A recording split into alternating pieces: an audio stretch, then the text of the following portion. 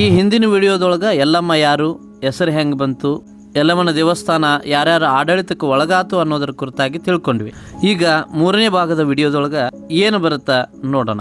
14ನೇ ಶತಮಾನದೊಳಗ ಲಿಂಗಾಯತ ಧರ್ಮ ಪ್ರಚಾರಕ್ಕೆ ಬಂದಾಗ ಲೌಕಿಕ ವ್ಯವಹಾರದೊಳಗೆ ಮುಳುಗಿದ್ದ ಸ್ತ್ರೀ ಪುರುಷರನ್ನ ಲಿಂಗಾಯತ ಧಾರ್ಮಿಕ ಸಂಪ್ರದಾಯದಿಂದ ಪ್ರಭಾವಿಸಿ ಜೋಗಪ್ಪಗಳನ್ನ ಜಂಗಮ ಧಾರ್ಮಿಕ ವ್ಯಕ್ತಿಗಳು ಅಂತೇಳಿ ತೆಗೆದುಕೊಂಡು ಇಲ್ಲಿ ಜೋಗಿ ಮಠ ಮತ್ತು ಎಕ್ಕಯ್ಯ ಮಠ ಅನ್ನುವಂಥ 2 ಸಂಸ್ಥೆಗಳನ್ನ ಸ್ಥಾಪನೆ ಮಾಡಿ ಈ ಕ್ಷೇತ್ರವನ್ನ ಪವಿತ್ರ ಲೈಂಗಿಕ ಸಂಬಂಧದಂತಹ ಹೀನ ಸಂಪ್ರದಾಯದಿಂದ ಮುಕ್ತಗೊಳಿಸಲಿಕ್ಕೆ ಪ್ರಯತ್ನ ಮಾಡಿದ್ರು. ಲಿಂಗಾಯತ ಧರ್ಮ ಕ್ಷೀಣವಾಗ್ತಾ ಹೋದಂಗ ಈ ನಾಡನ್ನ ವಿಜಯನಗರದ ಶೈವರಾದ ರಾಜರು ಗೆದ್ದುಕೊಂಡ್ರು. ಸಂಸ್ಕೃತಕರಣದ ಪ್ರಭಾವ ಹೊಂದಿದ್ದ ಈ ರಾಜರು ತಮ್ಮ ಸಂಪ್ರದಾಯಕ್ಕೆ ಸೇರಿದ ಬ್ರಾಹ್ಮಣ ಪೂಜಾರಿಗಳನ್ನ ನೇಮಕ ಮಾಡಿ ಇಲ್ಲಿಯ ಪೂಜಾ ಆಚರಣೆಗಳು ಸಂಸ್ಕೃತ ಸಂಪ್ರದಾಯದಂಗ ನಡೆಯೋ ವ್ಯವಸ್ಥೆ ಮಾಡಿದ್ರು. ಇದರಿಂದ ಮೊದಲ ಬಾರಿಗೆ ಜನಪದ ಮಟ್ಟದೊಳಗಿದ್ದ ಮಾತೃದೇವತೆಯಾದ ಯಲ್ಲಮ್ಮನನ್ನ ಸಂಸ್ಕೃತ ಸಂಪ್ರದಾಯದ ಮಟ್ಟಕ್ಕೆ ಎತ್ತರಿಸಿ ಈಕೆ ಶಕ್ತಿ ಮಾತೆ ಜಗದಂಬೆ ಪಾರ್ವತಿ ಅಂತೇಳಿ ಜಮದಗ್ನಿಗೆ ಅಂದ್ರ ಶಿವನಿಗೆ ಮದುವೆ ಮಾಡಿ ಸಂಸಾರ ಸ್ಥಳ ಸ್ಥಾನವನ್ನ ತಂದುಕೊಟ್ರು. ಮುಂದೆ ವಿಜಯನಗರದ ಅರಸರು ವೈಷ್ಣವರಾದಾಗ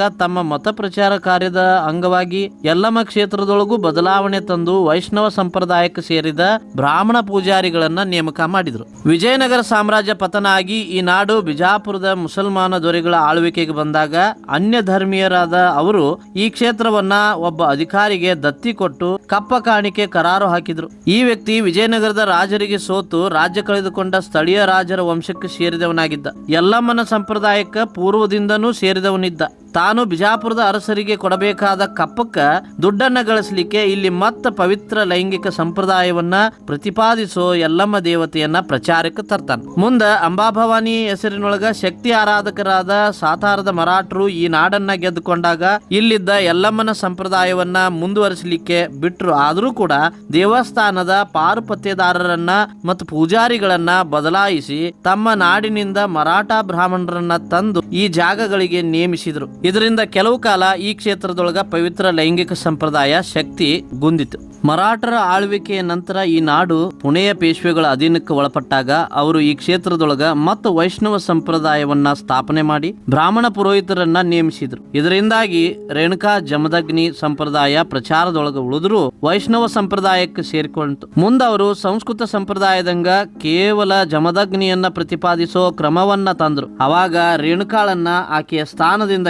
ಕೆಳಗಿಳಿಸೋ ಸರ್ವ ಪ್ರಯತ್ನಗಳು ನಡೆದವು. 17ನೇ ಶತಮಾನದ ಅಂತ್ಯಭಾಗದೊಳಗ ಪೇಶ್ವೆಗಳ ಆಡಳಿತ ಮುಗಿದು ಆಂಗ್ಲರ ಆಡಳಿತ ಪ್ರಾರಂಭ ಆದಾಗ ಈ ನಾಡು ಮತ್ತು ಸ್ಥಳೀಯ ಆಡಳಿತಗಾರರಾದ ಶಿರಸಂಗಿ ಲಿಂಗರಾಜ ದೇಸಾಯಿಯರಿಗೆ ಸೇರಿತು. ದೇಸಾಯಿಗಳು ತಮ್ಮ ಜಾತಿಯವರನ್ನೇ ಈ ಕ್ಷೇತ್ರದ ಮೇಲ್ವಿಚಾರಣೆಗೆ ಆಸ್ಥಾನಿಕರನ್ನಾಗಿ ನೇಮಿಸಿದಾಗ ಪೇಶ್ವಾಡಳಿತ ಕಾಲದೊಳಗ ಪೂಜಾರಿಗಳಾಗಿ ಬಂದಿದ್ದ ಮರಾಠ ಬ್ರಾಹ್ಮಣರು ಈ ಕ್ಷೇತ್ರವನ್ನ ಬಿಟ್ಟು ಹೋದ್ರು. ಈ ಸ್ಥಾನವನ್ನ ಲಿಂಗಾಯತರಾದ ಪೂಜಾರಿಗಳು ತುಂಬಿದ್ದರಿಂದ ಮತ್ತು ಈ ಕ್ಷೇತ್ರದೊಳಗ ಸ್ಥಳೀಯವಾದ ಯಲ್ಲಮ್ಮ ಸಂಪ್ರದಾಯ ಪ್ರಚಾರಕ್ಕೆ ಬಂತು. ಇವತ್ತಿಗೂ ಇವರೇ ಪೂಜಾರಿಗಳಾಗಿ ತಾನಿಕರಾಗಿ ಮುಂದುವರಿಯುತ್ತಿರುವುದರಿಂದ ಇಲ್ಲಿಯ ಧಾರ್ಮಿಕ ಸಂಪ್ರದಾಯದೊಳಗ ಈ ಮುಂದೆ ಯಾವ ಬದಲಾವಣೆನೂ ಬಂದಿಲ್ಲ. ಈ ಸವದತ್ತಿ ನಾಡನ್ನ ಆಳಿದ ಪ್ರತಿಯೊಬ್ಬ ರಾಜನು ಅಲ್ಲಿಯ ಧಾರ್ಮಿಕ ಸಂಪ್ರದಾಯವನ್ನ ಬದಲಿ ಮಾಡಲಿಕ್ಕೆ ಪ್ರಯತ್ನ ಪಟ್ಟ.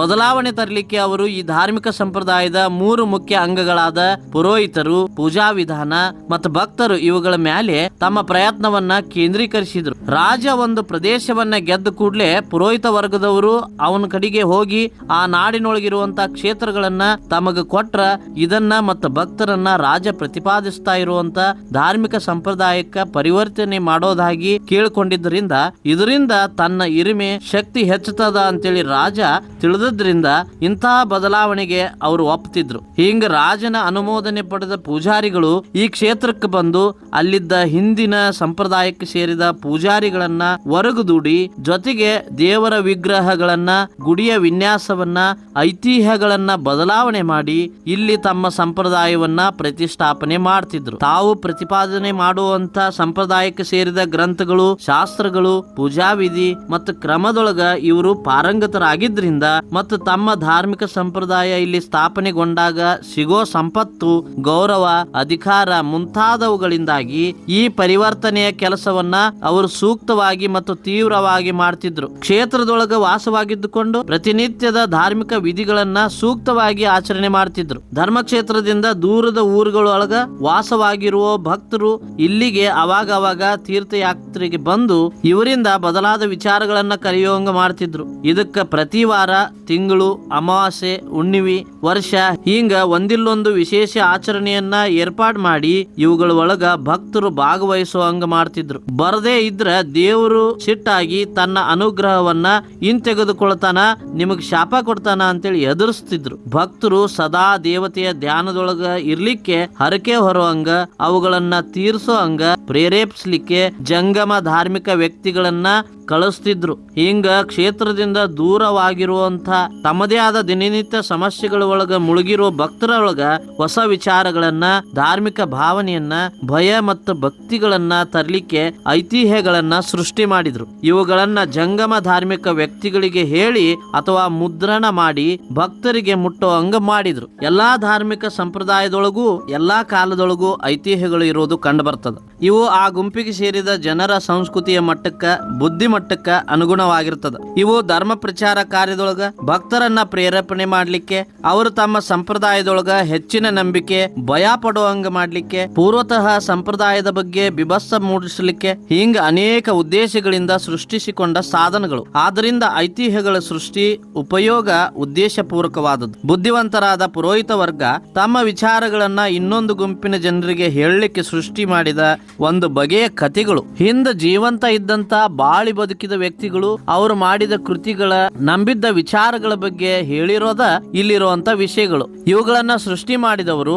ಅಂತ್ಯಕಂತ್ಯಗಳ ಅನ್ನದೇ ಇವು ಕರೆಯೊಂದ್ರು ನಡೆದಂತ ಘಟನೆಗಳೇ ಅಂತೇಳಿ ಹೇಳ್ತಿದ್ರು. ಕತಿ ಕಟ್ಟಿ ಹೇಳುವಾಗ ತಮ್ಮದೆನ್ನೋದನ್ನ ಉತ್ತಮ ಅಥವಾ ಹೆಚ್ಚಿಗೆ ಅಂತ ಹೇಳಿ ಇತರರ ವಿಚಾರಗಳು ಕೀಳು ಅಥವಾ ತಪ್ಪು ಅನ್ನೋದನ್ನ ಬಹು ಸೂಕ್ಷ್ಮವಾಗಿ, ಸಾಂಕೇತಿಕವಾಗಿ ಹೇಳ್ತಾರ. ತಮ್ಮ ದಿನನಿತ್ಯ ಸಮಸ್ಯೆಗಳಾದ ಹಸಿವು, ರೋಗ, ಬಡತನ, ಶೋಷಣೆ ಮುಂತಾದವುಗಳಿಗೆ ಪರಿಹಾರ ಕಾಣದ ಅಜ್ಞಾನಿಗಳಾದ, ಅನಕ್ಷರಸ್ಥರಾದ ಬಡ ಭಕ್ತರು ಇಂತಹ ಐತಿಹ್ಯಗಳನ್ನ ತಮ್ಮ ಧರ್ಮಗುರುಗಳಿಂದ, ಹಿರಿಯರಿಂದ ಕಥೆಯಾಗಿ ಕೇಳಿದಾಗ ಇದರೊಳಗ ಬರೋ ಪಾತ್ರಗಳು ತಮ್ಮಂಗ ಈ ನಾಡಿನೊಳಗ ಬಾಳಿ ಬದುಕಿದ ವ್ಯಕ್ತಿಗಳು ಅವರನ್ನ ಪೂಜೆ ಮಾಡಿದ್ರ ತಮ್ಮ ದಿನನಿತ್ಯ ಸಂಕಷ್ಟಗಳು ಪರಿಹಾರ ಆಗ್ತಾವ ಅಂತೇಳಿ ನಂಬುತ್ತಿದ್ರು. ಐತಿಹ್ಯಗಳನ್ನ ಅವು ಪ್ರಚಲಿತದೊಳಗಿರುವ ಸಂಸ್ಕೃತಿ, ಸಮಾಜದ ಮಟ್ಟಕ್ಕೆ ಅನುಗುಣವಾಗಿ ಸೃಷ್ಟಿಗೊಂಡ ಉದ್ದೇಶಗಳ ಬಗ್ಗೆ ಪ್ರತಿಪಾದಿಸಿದ ಸಂಸ್ಕೃತಿಗಳ ಆಧಾರದಿಂದ ಜನಪದ ಅಥವಾ ಶಿಷ್ಟ, ಮೌಖಿಕ ಅಥವಾ ಲಿಖಿತ ಅಂತೇಳಿ ಅಭ್ಯಾಸ ಮಾಡಬಹುದು. ಅನೇಕ ಸಂದರ್ಭಗಳೊಳಗ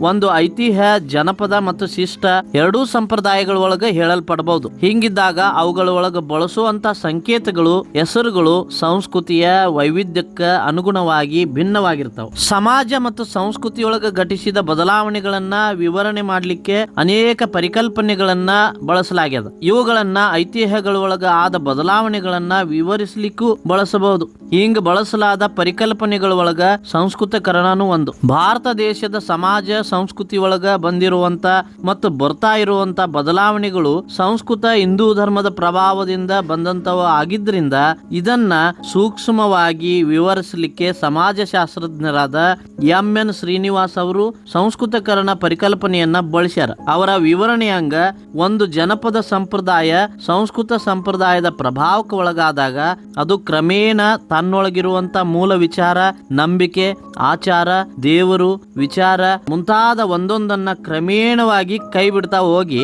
ಅವುಗಳ ಜಾಗದೊಳಗ ಸಂಸ್ಕೃತ ಸಂಪ್ರದಾಯಕ್ಕೆ ಸೇರಿದ ವಿಚಾರಗಳನ್ನ ಅಳವಡಿಸಿಕೊಳ್ತದ. ಇದನ್ನ ಶ್ರೀನಿವಾಸರು ಸಂಸ್ಕೃತಕರಣ ಅಂದಾರ. ಹಿಂಗ ಒಂದು ಕ್ರಮದೊಳಗ ಸಂಸ್ಕೃತಕರಣ ಹೊಂದುತ್ತಾ ಹೋಗೋ ಸಮಾಜ ಕೊನೆಗೆ ಮೂಲದೊಳಗಿದ್ದಂತ ತನ್ನದನ್ನೋ ಅಂತ ಎಲ್ಲಾನು ಕಳ್ಕೊಂಡು ಪೂರ್ಣವಾಗಿ ಸಂಸ್ಕೃತಕರಣ ಹೊಂದಿ ಬೃಹತ್ ಸಂಪ್ರದಾಯದ ಒಂದು ಭಾಗ ಆಗಿಬಿಡ್ತದ. ಹಿಂಗ ಒಂದು ಜನಪದ ಸಂಪ್ರದಾಯ ಸಂಸ್ಕೃತಕರಣ ಹೊಂದಿ ಬದಲಾಗೋದನ್ನ ವಿವರಿಸಲಿಕ್ಕೆ ಶ್ರೀನಿವಾಸರು ಕೊಡೋ ಸಮಾಜವನ್ನ ಉದಾಹರಣೆಯಾಗಿ ತೆಗೆದುಕೊಳ್ತಾರ. ಜನಪದ ಸಂಪ್ರದಾಯಕ್ಕೆ ಸೇರಿದ ಕೊಡವರು ಸಂಸ್ಕೃತ ಸಂಪ್ರದಾಯದ ಪ್ರಭಾವಕ್ಕೆ ಬಂದಾಗ ತಮ್ಮ ಧಾರ್ಮಿಕ ವಿಚಾರಗಳೊಳಗ, ಆಚಾರಗಳೊಳಗ, ನಂಬಿಕೆಗಳೊಳಗ, ಜೀವನ ಮೌಲ್ಯಗಳೊಳಗ ಸಂಸ್ಕೃತಕರಣ ಹೊಂದಿದ್ರು ಅನ್ನೋದನ್ನ ವಿವರಿಸ್ತಾರ. ಸಂಸ್ಕೃತಕರಣ ಅಂದ್ರೆ ಏನು, ಶ್ರೀನಿವಾಸರು ಈ ಕುರಿತಾಗಿ ಏನನ್ನ ಬರೀತಾರ ಅನ್ನೋದ್ರ ಕುರಿತಾಗಿ ಮುಂದಿನ ವಿಡಿಯೋದೊಳಗ ತಿಳ್ಕೊಳ್ಳೋಣ.